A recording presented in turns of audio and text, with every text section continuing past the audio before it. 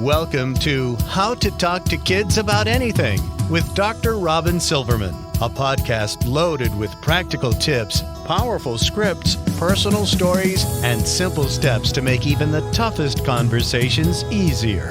So get ready to get the information you need to make the impact you want from someone you trust, your friend, parenting expert, Dr. Robyn Silverman.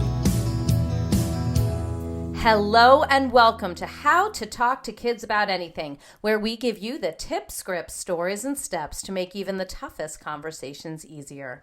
I'm so honored to be your host, Dr. Robyn Silverman, child and teen development specialist, author, and speaker, and most importantly, parent of two great kids who give me the opportunity to love, learn, and grow every single day, whether I want to or not.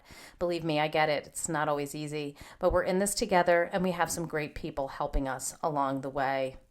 With so much research done on girls in the area of puberty, sex, owning their bodies, and understanding their moods, there has been a refreshing move to finally include boys in the conversation after many years of assuming they just quietly and easily flow from child to adult, unlike their female counterparts. Of course, just because boys have gotten quieter during puberty doesn't mean that they don't have a lot going on in their heads, a lot going on in their bodies, and a lot that we really do need to discuss. And in fact, leaving our sons to manage their ups and downs of puberty on their own denies them accurate information and leaves them vulnerable to societal messages about body image, pornography, and violence.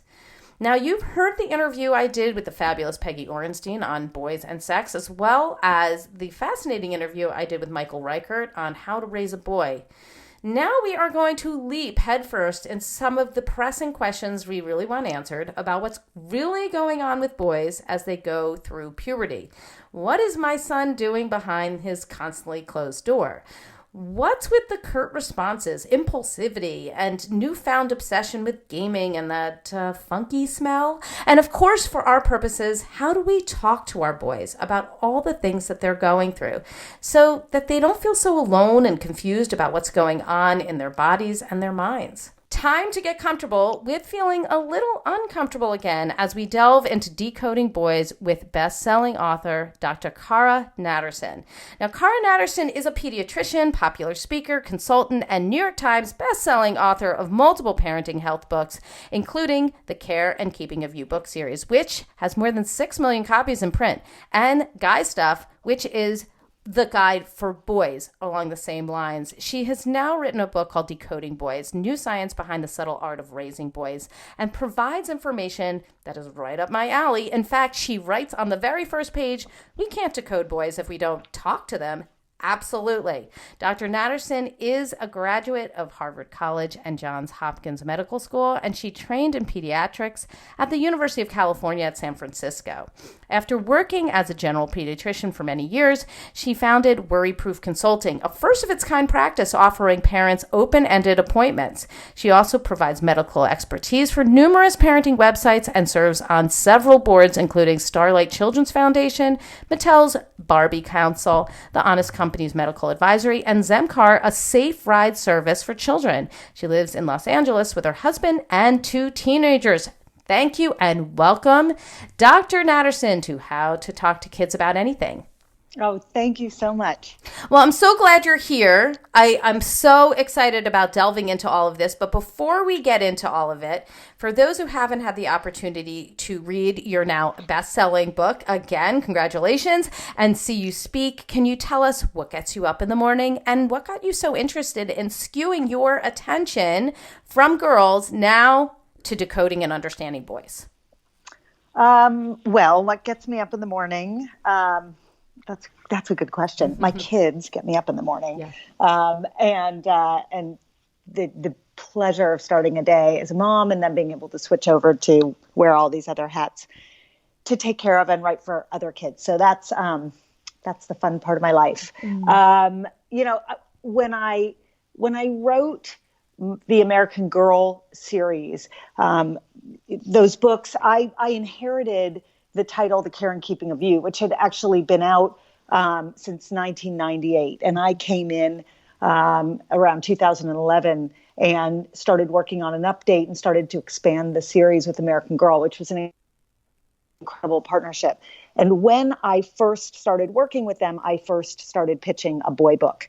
The reason being that I really don't believe that puberty is as gendered as we make it. I mean, granted, there are different hormones in different parts, but the process of transformation is very universal and doesn't really depend on whether you're XX or XY. So it took a while. It was a hard sell to get a girl toy company to publish a boy book.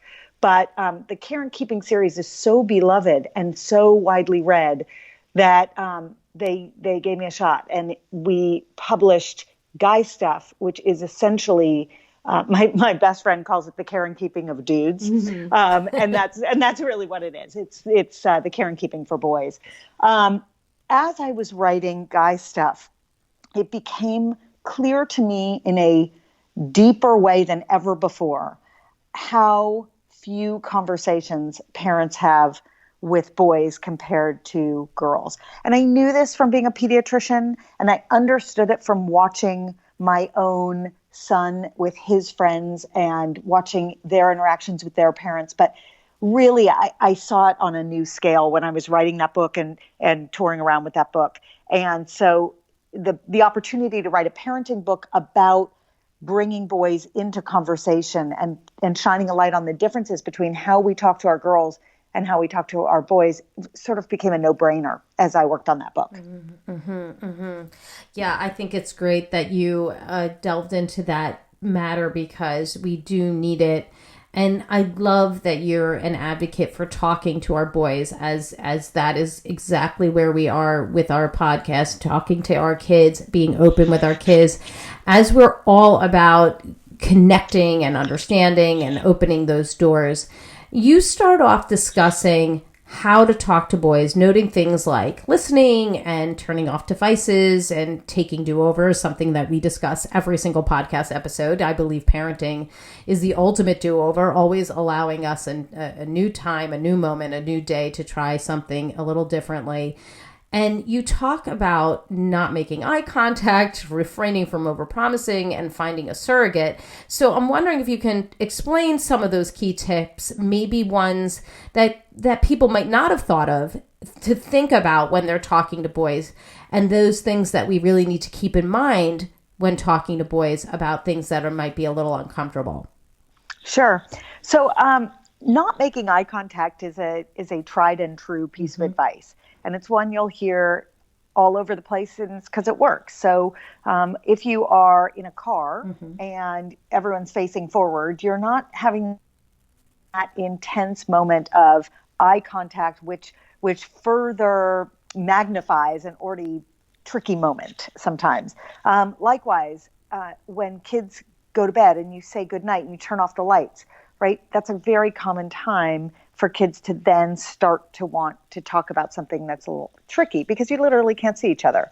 So that lack of eye contact, especially when parents and kids don't have the sort of routine of talking to each other down, it's a great way to get things started. And it's a very non-accusatory way of getting things started. The advice that you hear a little less often that I think is probably more valuable is the advice to just stop talking. I am the number one offender, and my son will tell you that. Right? I need to fill the quiet with more explanation about why I'm going there, and it's not effective.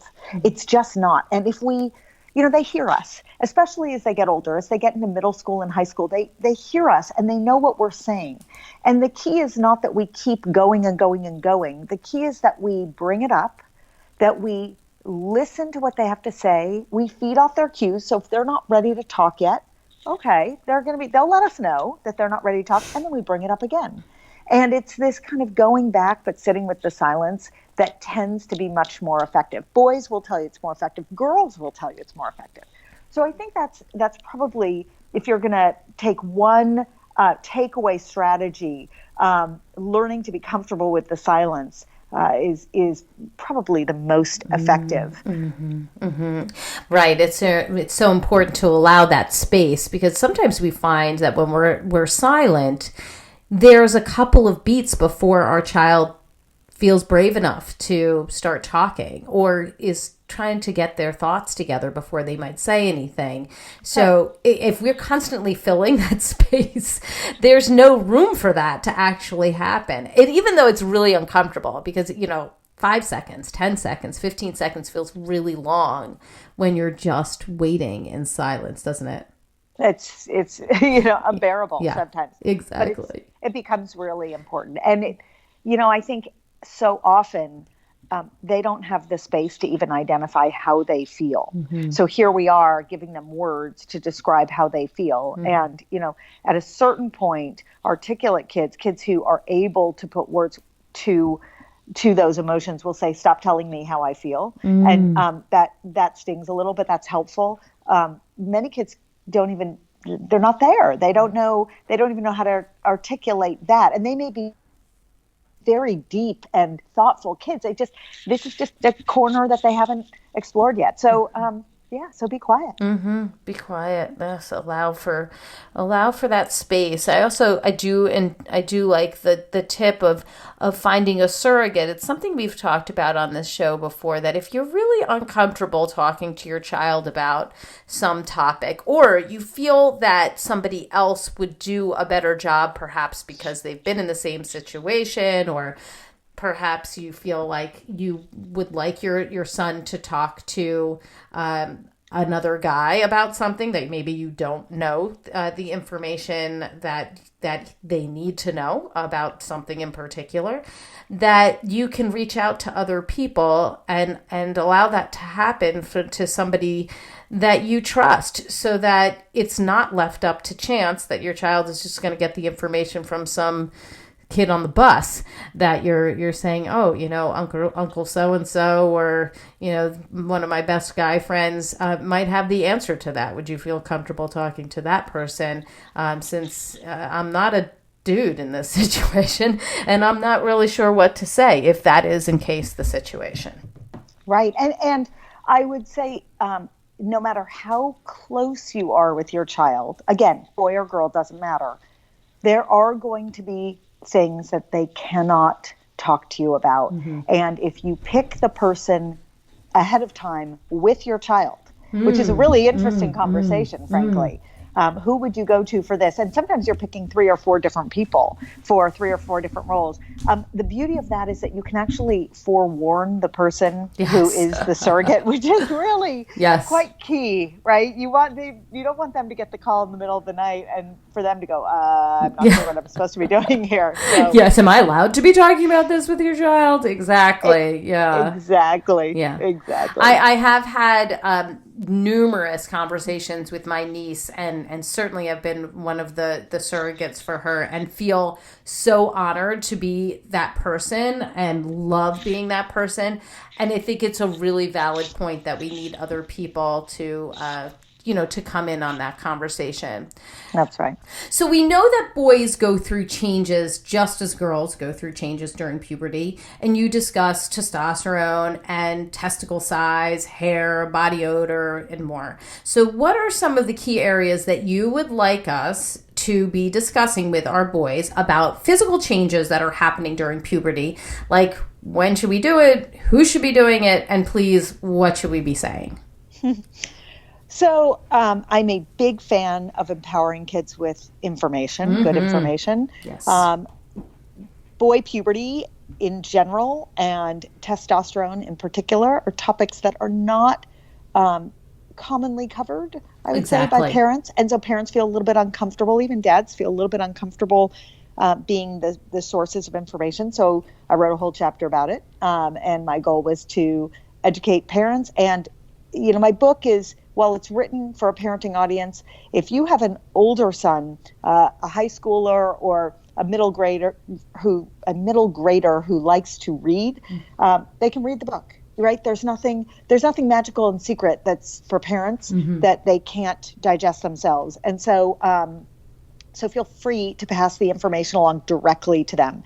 But what you want to know about boy puberty is that it is largely governed by testosterone. That's the hormone that basically transforms a boy into a potentially reproductive male, okay, a potentially reproductive adult. And so the path of that is that boys have to start making testosterone. And we all have a little testosterone in our bodies, males and females. But when boys enter puberty, the testicles become testosterone factories, and they start pumping out a lot of this hormone. And so the testicles, in order to accommodate the amount of testosterone they have to produce, they have to grow. So the first sign of puberty in a boy is growth of the testicles, which indicates that they're starting to manufacture more and more testosterone. Which is not something that we might just see, because our child is typically not getting dressed in the middle of the living room floor anymore. 100%. I always say to parents, for those of you who have nudists, I'm very jealous because you know exactly where your child is in development. Everyone else, and that's the vast majority, they really don't know. Their boys around this same time start to cover up and get quiet and private. Mm-hmm. And so there's no reason parents should know that their boys' testicles are growing, nor should parents examine their children. I liked that in the book. Like, don't do this. Even I didn't do that. Okay, so you shouldn't do that. And it's important. So, but the other piece is that it can take a long time for the testicles to start to grow and ramp up their testosterone production, and it can take a long time to see testosterone's effects in the body. Like a couple of years. Mm. So boys are often in puberty much longer than anyone realizes. And the testosterone effects you'll eventually see are things like increased muscle mass, the vocal cords change shape, so the voice starts to crack and drop. You get the pubertal growth spurt, which is in conjunction with growth hormone. Those are sort of the signs of shoulders broaden. You get these signs of puberty, right? What is not a sign of puberty, what is not a sign of the testicles producing more testosterone, is hair and stink. And this is very important to recognize, because those two features of growing up and going through adolescence are governed by hormones that are cousins of testosterone that are produced in the adrenal glands that sit on top of the kidneys. And so a lot of times parents will see a little pubic hair growth or a little underarm hair growth or a little mustache, or they'll, their boys will take off their socks and you have to leave the room, right? And those are like classic signs. And you go, oh, my son's in puberty. No, he's in something called adrenarche, which is that the adrenal hormones are starting to increase, and it tends to be in sync with puberty for most kids, but it's not puberty. Mm-hmm. And that's only significant because testosterone has very real effects on the brain and mood, just in the same way that estrogen has very specific effects on the brain and mood. And so when you're trying to put together all the features of what is happening to my child and why, it's just nice to be educated and know, okay, all these things are happening, but for different reasons. So when we're using the word puberty, I usually am really drilling down on testosterone when it comes to the boys. Mm-hmm. Okay, so let's say our son is 9 or 10, and you know that you have maybe not had this conversation, and you haven't actually maybe seen any of these signs yet. So what is it that you really want them to know, understanding that it's coming soon if it hasn't already started? So what is it that you would maybe sit down and talk to your child about, or talk about in the car, or talk about when the lights are off? Yeah.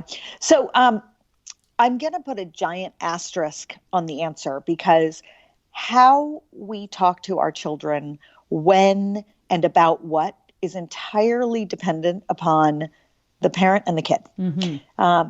It depends on personalities, temperament, how much information you tend to circulate in your home, where the siblings are in the birth order, physical proximity. When a child's gone all day at school, if a parent's gone all day at work, and they sync up in the evening, that's one thing. If a parent's gone in the evening, it's another. So there are all these logistical pieces that really factor into how you talk about what, and then layer on top of that kind of what you've already done in your home. Different families have given a lot of information. Other families have really withheld the information because they're not sure their kids are ready for it, or they might have kids that get a little anxious about it, right? And don't really want to talk about it.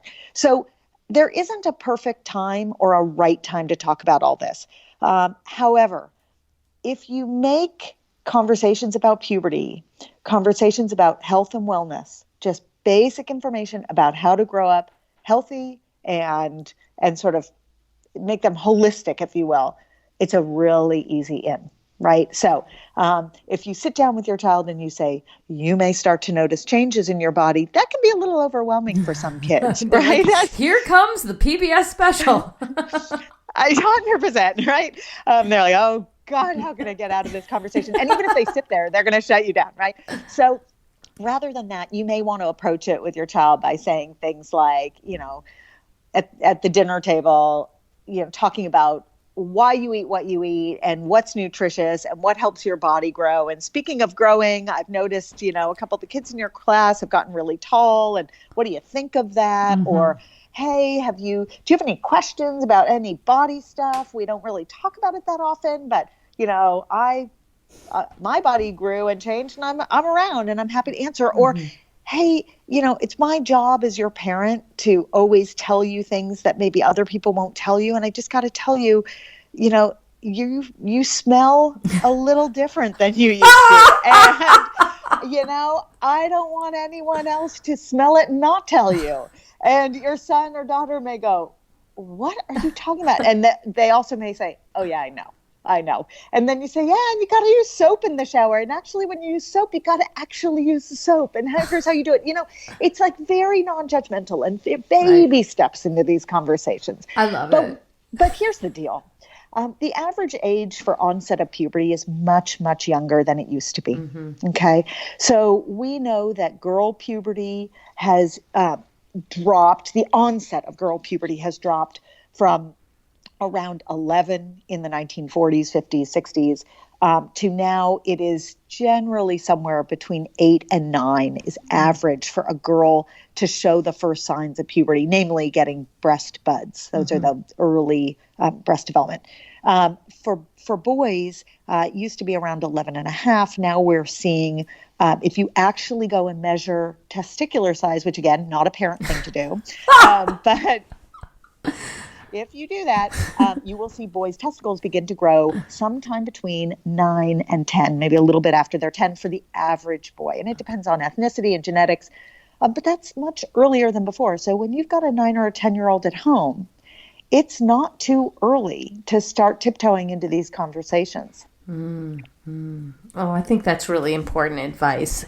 I had a conversation very briefly with a parent who I had mentioned to her a long time ago that I had a podcast episode on talking to kids about sex, general. And she said, "Oh, my child's not ready for that. He's only 11."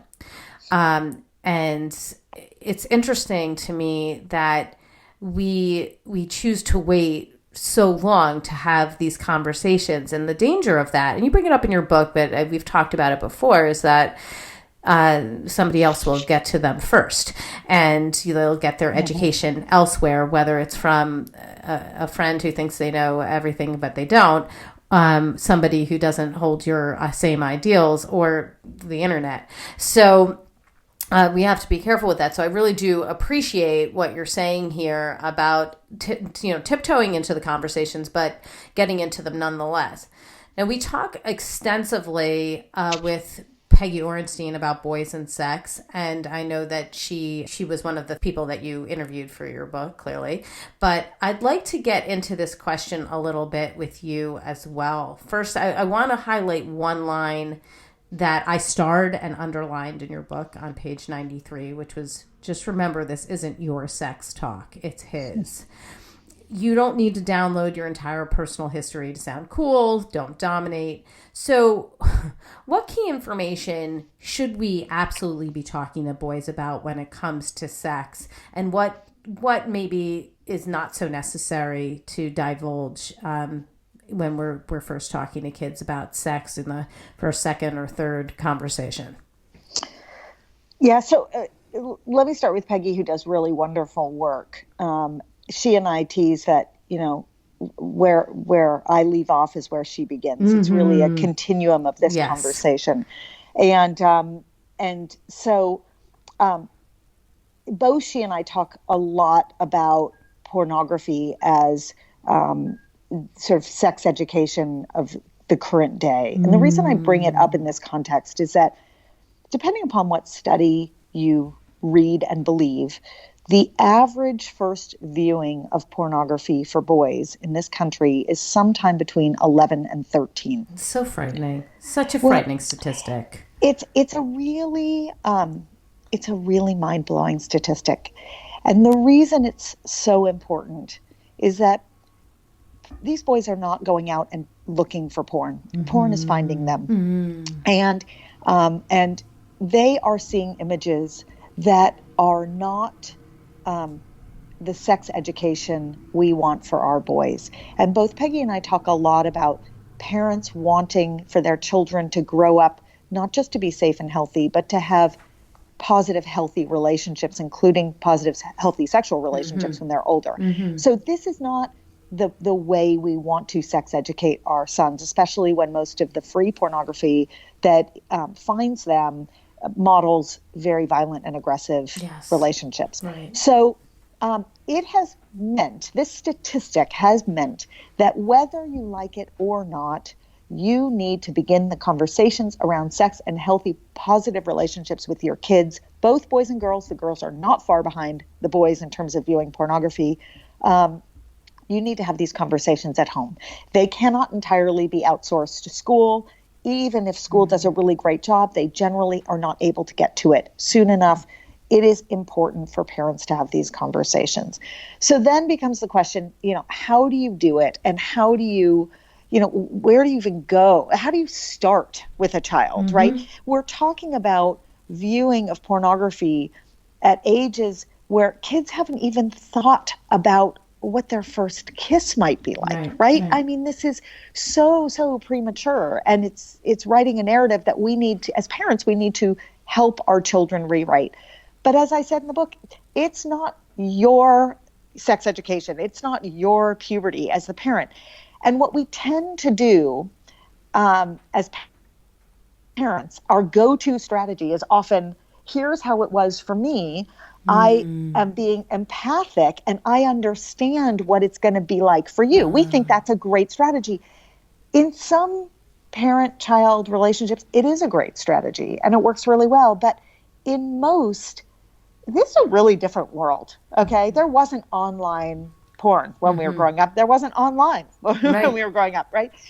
There wasn't a Me Too movement. There weren't issues around sexual consent. I could list 100 things that are different. So puberty, even though the mechanics of it are the same, the timing of it is different and the environment in which it occurs is different. And that means that your stories about your puberty, while occasionally relevant, are not the be-all and end-all in terms of educating your child. And then you have to add on the final layer, which is, even if your stories are completely relevant, they don't necessarily want to hear them. They may want to hear them every once in a while. They definitely want to hear the fails, for sure.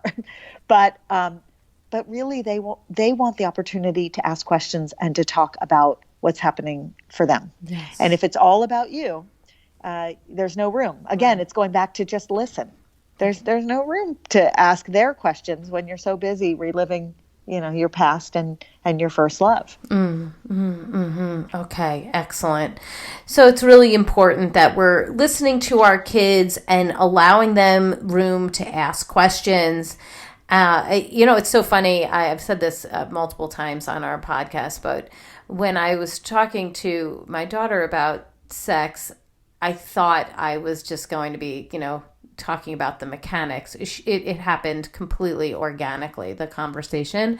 But after talking about the mechanics for like couple minutes, it went into a much more in-depth conversation about consent and love and romance. And I was answering tons and tons of questions I had never even dreamed I was going to be answering during that conversation. And it was an incredible conversation that I'll always remember and just be so honored that I got to have with my daughter. So I think it's great to be able to keep that dialogue open. And now that I'm having conversations with my son about his body and puberty, and the questions are different, and they're differently asked, and many of them are asked with a lot of humor, but they still want those answers. They, even if it's presented differently, even if the personality is different, the conversation still needs to happen. Now, I know that you provide this sort of second conversation in your book related to boys and sex, but it's not specifically on boys and sex. It's on nude selfies. It's on porn. It's on consent. And as we just mentioned, like in this day and age, we have to talk about this. It's not a matter of just talking about sex itself and relationships. So I want to just ask you about nude selfies, because we haven't gone into too much detail about that here on the podcast. What's going on here? Why is this happening? And what should we be talking about with our boys regarding these nude selfies that people are sending on the phone? Right. So I explain in the book quite a bit about brain development and how kids make decisions and why. And it's an important piece of the puberty conversation, because while brain development and puberty are separate, they do run in parallel, and how kids follow sort of impulse in the brain and why the limbic system, the impulsive center of the brain, rules the day, helps to provide a foundation for then what happens in terms of sending nudes. And it's sometimes the sending of nudes is very intentional. It's very well thought out, but oftentimes it's very impulsive. So, you give your kid a phone. The average age in this country for phone ownership, smartphone ownership, is around 10. Frankly, it doesn't really matter to me if they own a phone or not, because if there are enough devices around a house, they have access to the technology and to the platforms. So if they have a login on social media, if they have a login and they have a text account, it doesn't matter if the phone is theirs or not. But if they have access to these devices and they're bored and they're growing up in an age of sort of no delayed gratification and a lot of visual stimulus, you can see how there's kind of a stew that is simmering, and kids do often exchange images of themselves naked. That starts young. It's not all kids, but when I teach in schools and I ask 12 and 13-year-olds if they have ever sent a nude, been asked for a nude, or known someone who has sent a nude, 100% of them say yes. Wow. So it's not that everyone's doing it, but it's very much a part of their culture and their zeitgeist. They know this is going on. And it's part of a dating ritual. Frankly, if you look at adult dating sites, adults are sending nudes all the time on dating sites. So it's not like our kids don't have a model for it. This is a currency in our current society, and it is what it is. And there are studies that look at the later it is in the evening, the more impulsively kids behave on their phones, and the more likely they are to post things that they will later regret, among them nudes. My concern about nudes, I have a lot of concerns about nudes. My biggest concern about nudes is sort of the legality of it all, that we have set up a system where we have made child pornography illegal for a lot of very good reasons. But what that has boiled down to is that the sending and receiving of nudes when kids are under 18 is child pornography. That is illegal. I find that extraordinarily ironic in the face of the fact that the pornography industry can and does reach out to our children under 18 with ease. And yet when our kids send images back and forth to each other, that's a federal crime. So I think we got a lot of work to do there in terms of reframing all of this and understand, who are we protecting? Yes, we should protect our children against pedophiles, but how do we protect our children from themselves and each other? Is it really putting them in this bucket of child pornographers, which is very complicated. And I talk a lot about it in the book. The other issue I have with nudes is how they are shot. So some kids send full body images or videos where they are easily identifiable, but the vast majority, when they're sending a quick image, the girls aim the camera up and the boys aim the camera down. And what that means is that you can often identify who the girl is in the nude. Maybe you don't see her whole face, but you can often identify a feature, a freckle, the shape of the chin, and a piece of jewelry, whatever it is. Whereas the boys are aiming down, it's much harder to identify who the person is if the image is forwarded. That has enormous repercussions. And that, I think, is a really important conversation to have with kids. All of this is important, right? And when we talk about conversations, we're talking about hundreds of conversations over years and years and years. So there's no such thing as the talk anymore. Right. It's endless.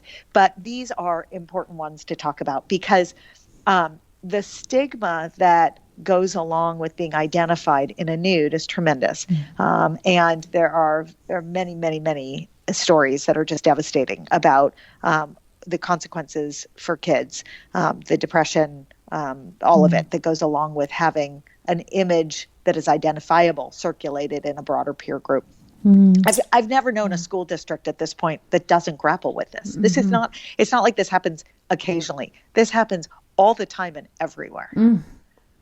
Yeah, it's devastating. And I think that our kids don't realize how devastating it can be, especially when in the heat of the moment at night, when they're sending something, they have no idea that the person on the other end might be forwarding it along, and it gets out of hand. And now, what you sent to one person is in 100, 200, 500 phones. And can get out of hand very quickly. Especially if it's part of a flirtation, which is really where this has moved now. There are a lot of stories about kids who are in relationships who have sent each other nudes, and those nudes get discovered on phones, and that's sort of one bucket, and you have to think about, what does that mean? Now you have to think about a much bigger bucket, which is sending nudes as part of flirtation. Maybe he or she likes me, and this is part of that ritual. That's now many more kids sort of see a path into this. And again, like I say all this, I am not sex negative. I am not, I think it's very important to separate out sort of being sex positive and wanting kids to have healthy relationships and wanting them to feel wonderful about their bodies. And as they get older, have great consensual relationships with other people. That's not what this is about. This is about making decisions with your body that have consequences that maybe you're not considering in the long run. And that is how the teen and tween brain is wired. It's to not really think about. That's the conversation we need to have, right? That's right. You might not be considering these things, and here's what I'm bringing up. All right. So my son, this was just perfect timing. My son revealed on the way home from his piano lesson 2 weeks ago that they had, watched the Puberty video at school, something he was not looking forward to. And every time it was brought up in the house, he would just go, ew, and walk out. So we knew his opinion on that. He was totally horrified when he was sitting in the back seat of my car and said, well, do you know that we saw the Puberty video today?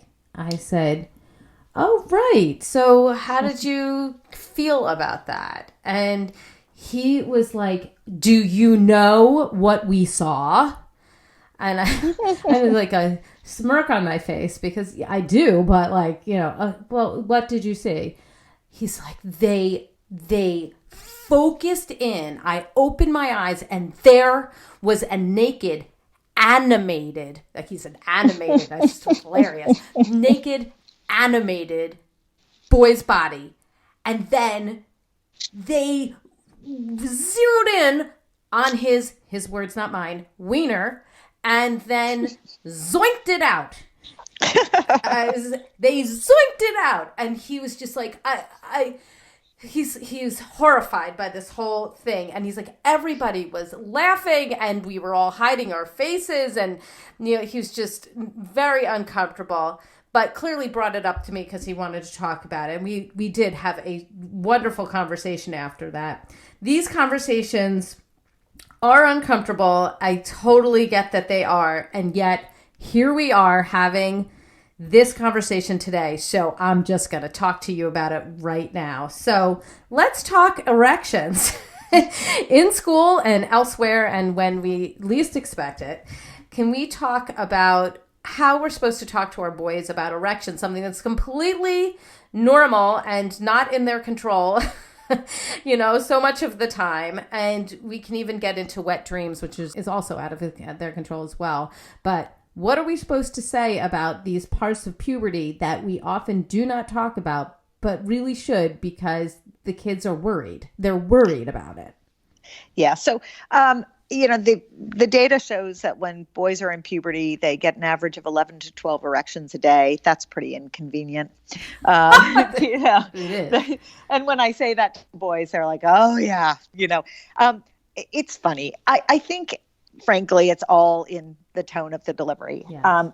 And it depends if you have the equipment or not. So here's the difference between moms or women talking to boys about puberty and dads or men talking to boys about puberty, which is that there's a different sensibility. When you grow up with the equipment, you may have a strategy of how to handle it that was a winning strategy for you that you want to share. Moms don't have that benefit, right? Mm-hmm. So, but when you really drill down, the boys are coming to their moms as often as they're coming to their dads about this, which is a really interesting thing because I would argue that girl puberty is not the same. And the dads have fought really hard to kind of get in there and get language. And they would like to be a part of it. And I love that about the dads. I'm so happy about it too. Yes. Right? It's fantastic. It's fantastic.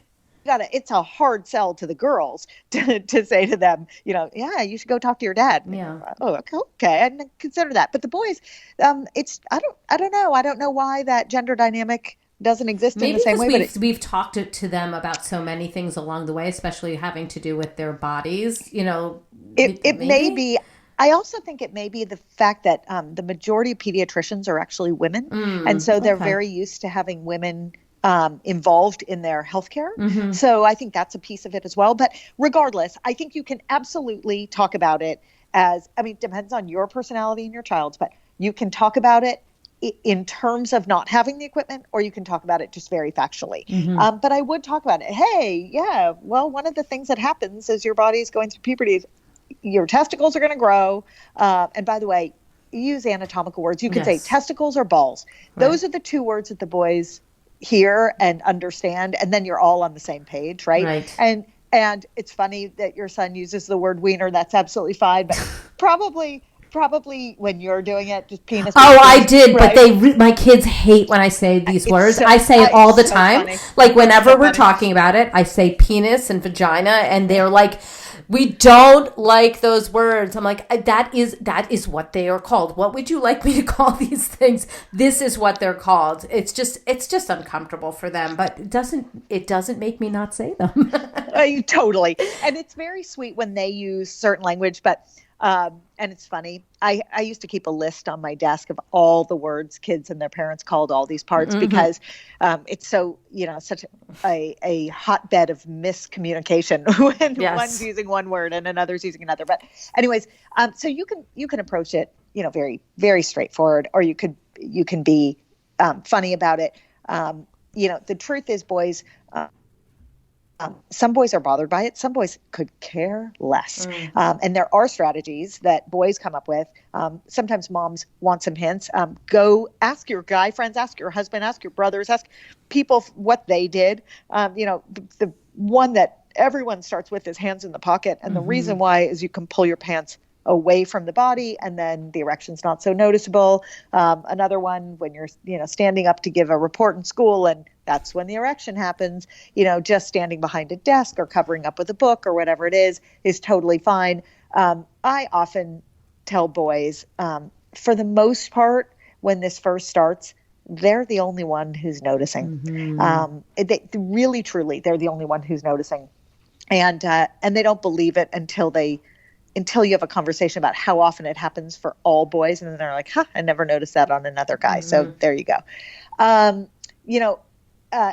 Wet dreams are another involuntary sort of a sign of puberty, if you will. So boys are not masturbating. That's not what a wet dream is. They are just having a little bit of ejaculation when they are asleep. And some boys will have it frequently, every night. Some boys will never have a wet dream. Most boys, it'll happen occasionally. It's really important to talk to them about it because they think they've wet the bed often, or some of them, some know exactly what it is. Others think maybe something's wrong. Just, you state the fact, what it is, and no biggie. Hey, if you notice it, can you clean up? That's, here's how you clean your bed. Empower them a little bit to take ownership. We do that with our girls when they get their period. Why should we not do that with our boys? For wet dreams, it's no big deal. But not talking about it can breed shame, whereas talking about it and just sort of totally normalizing it is great. And normalizing it when it doesn't happen is great too. So some boys are waiting for it and then nothing, and then they think, am I not really in puberty? Is it not, am I not producing sperm, or am I not doing this, that, and the other? So you can just normalize it all. Okay. Before we wrap up, I really liked that you touched on boys and body image. I've spent a lot of time of my life focusing on girls and body image. In fact, it was what my dissertation work was on. It was my first book. And we really do need to talk about boys and body image as well. And as you point out in your book, masculinity drives male body image, and the body ideal for men really hasn't changed dramatically over the decades. You mentioned the sort of muscular G.I. Joe, which has really only gotten more muscular than it was in the past. So what would you like us to do or say to our boys about body image? Oh, the most important thing is to acknowledge that they have a body ideal in the exact same ways that girls have a body ideal, and that pressure to look a certain way is very real. And just to acknowledge it. We are so good at acknowledging it among girls, and frankly, I think we as a society have done a better job of broadening the definition of beauty as we have had this conversation more and more and more over the years. We're not perfect yet, and there's still a lot of issues around it, but we're doing better. Our boys deserve the same. I also think it's really important for parents to recognize that the signs of body dysmorphia and what kids will do when they become eating disordered in order to attain a certain body, those things look very different in girls and boys. And that's because typically girls are trying to lose weight to meet the body ideal, and boys typically are trying to bulk up or gain weight. And so we miss this in our boys a lot. Doctors miss it, parents miss it, teachers miss it. Then you have to layer on the fact that a third, it's probably more than a third at this point, of children are obese or overweight. And so there is a significant group who are both trying to lose weight and trying to bulk up. And that's complicated.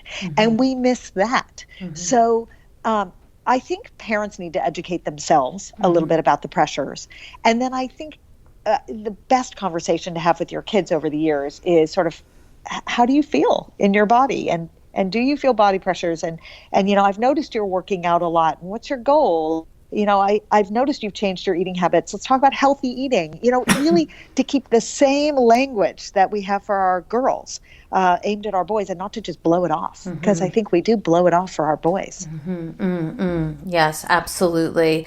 And just identifying that, look at the media and look at all of these images that are really pervasive for our boys, and that what they're seeing in their favorite programs, and who the top guy is in their favorite movie, what they look like, and what is that saying to our boys? What about the person who is the sidekick, or what about the person who's the villain? Like, what are these images telling us over and over again, so that they recognize that they're being fed a diet of these images just like girls are, and they are able to then recognize, especially these teenagers who feel like they do not want to be fed anything that they haven't voluntarily signed up for. They're too savvy for that they realize that they're being pushed into a certain mindset, and that awareness can really help them. Isn't that true? Absolutely. And frankly, the girls should know that the boys face it. I mean, I think, when I teach this topic in the classroom, I start the conversation around girl body image, and then I flip it. And I would say the girls are stunned, because the boys will all acknowledge. The boys know that they have these pressures. They know the pressures start at the top of the head with either a full head of hair or a perfectly round shaved head, right? And you just work your way down. And the boys can articulate very clearly what they're supposed to look like head to toe. And the girls, they say, I have never considered that for a boy. So everyone needs to be educated, right? Yes. Good point. Yes. And then everybody can be a little more sensitive, more empathetic, and be on each other's side. That is a good point. All right. Give us your top tip. What do you want us to come away with from this podcast interview? What do we really want to know or do when it comes to decoding boys? So, not to beat a dead horse, but I hope that parents start conversations with their sons about any and all of this. And you don't have to do it all at once. And remember that they do go quiet when they go into puberty, and they do shut their doors, some more than others. And we should, as parents, be opening the doors, knock first, but open the door and engage them. Let's get out of the habit of saying to ourselves, oh, that's just what they do, and I should respect their privacy. Let's find a balance between respecting their privacy and actually going in there and having conversations that they need. Because if we don't give them language, and we don't give them the opportunity to think through all of these things that are facing them. And that's not fair. We're not raising them. Our job is to make them safe and healthy. And this is part of keeping them safe and healthy. So that's my hope. I love that. And, it's interesting. I think that many parents, will look at what's going on in puberty and both with boys and girls, and say to themselves, this too shall pass. And, right. And we can't just sit idly by while they go through puberty. I think it's really important what you're saying. It just put high beams on that we have to get to talking about these types of things so that they have the information that they need, so that they can face the day head on, and that they feel like they're being supported. They have the information that they need, and they can thrive as they're going through a really interesting and sometimes somewhat challenging and very different part of life that nobody's ever, prepared them for before unless we do it. So that's right. I really appreciate that. Can you give us the resource of the week? Where can we go to get more information about you, your book, and all the great work you're doing? You can head over to my website, which is worryproofmd.com. All right. Excellent. Well, thank you so very much, Cara Natterson, for giving us your insight and your strategies and your information about how to decode boys, all this great information about puberty and sex and porn and body image. These are the necessary conversations that we need to be having with boys as they're going through this stage of life. And you helped us to come up with what really we need to be doing during that uncomfortable time. We really just appreciate having your words and your information in our heads as we engage in these conversations. So thank you so very much. Thank you. I loved speaking with you. Well, I've got my takeaways, and sweet friends, I know you have yours, so let's discuss them. Come up on Facebook, go to the Dr. Robyn Silverman page, or let's chat about it at drrobynsilverman.com or twitter.com/Dr. Robyn. I'm also on Instagram at Dr. Robyn Silverman. I will be creating memes where we can go back and forth, honoring some of the great quotes from this podcast episode with Cara Natterson, because she gave us so much to think about, and I know you're going to want to share those, and we'll be all up on social media sharing those and giving them to you too. And if you love this podcast like I did, I hope you'll go up to iTunes and rate and review it so other people can learn about these outstanding strategies, these scripts, these tips that Cara Natterson has given us so that they can use them in their own homes with their own boys. We really need it, and I truly appreciate it. That's all the time we have for today, my fellow parents, leaders, and educators. Thank you so much for tuning in to How to Talk to Kids About Anything. For more information on books, articles, speaking engagements, or curriculum, please visit drrobynsilverman.com. There's so many great podcasts up there. And the show notes to this podcast will be up there as well. I look forward to weathering the storms and enjoying the sunny side of life together. And please remember, even on the days when you fall short, you've got this. You're here. You're getting the information you need. I know it's not easy, but never forget there's always tomorrow. Parenting is the ultimate do-over. Perhaps you're remembering you had this conversation with your son, with your nephew, with a key boy in your life, and you go, oh boy, I shut that thing down, or I said the wrong thing. Nope. We're not going to do any shame on ourselves. We're just going to say, I can go back. We can try again, because we always can. I see you, and I'm right there with you. And as there are moments when we doubt our know-how, our choices, and our sweet sanity, please know you are 10 times the parent you think you are. Until next time, this is Dr. Robyn Silverman with How to Talk to Kids About Anything. Please tune in again and keep connecting through conversation. See you next week. You've been listening to How to Talk to Kids About Anything with Dr. Robyn Silverman. For more information on books, articles, speaking engagements, or curriculum, please visit drrobynsilverman.com.